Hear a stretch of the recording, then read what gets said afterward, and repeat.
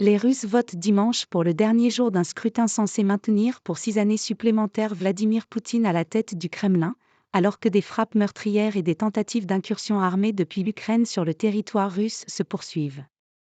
Plus de 47 personnes ont été arrêtées dans 13 villes russes en relation avec l'élection présidentielle, selon VD Info. Les opposants au président ont appelé tous ceux voulant lui faire barrage à venir voter en masse à midi. L'opposition appelle à voter massivement contre Vladimir Poutine à midi. Les Russes votent dimanche 17 mars pour le troisième et dernier jour d'un scrutin sur mesure destiné à réélire triomphalement l'actuel président, l'opposition ayant été éradiquée et le Kremlin présentant l'Union nationale comme un devoir patriotique, en plein assaut contre l'Ukraine.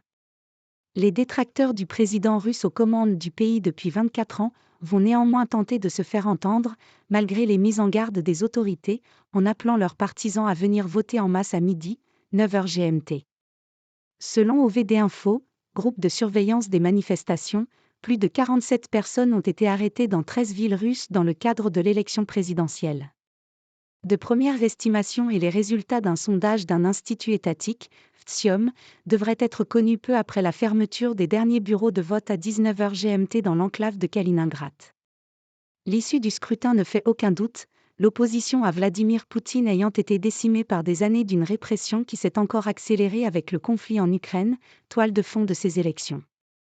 Toute la semaine a été marquée par des frappes meurtrières et des tentatives d'incursion armée depuis l'Ukraine sur le territoire russe. Dimanche, une nouvelle attaque de drone imputée à l'Ukraine a provoqué l'incendie d'une raffinerie dans le sud de la Russie, les autorités régionales faisant état d'un mort après une crise cardiaque. Vladimir Poutine a juré vengeance vendredi, alors que ces attaques interviennent en réplique au bombardement quotidien de l'Ukraine par la Russie depuis le 24 février 2022.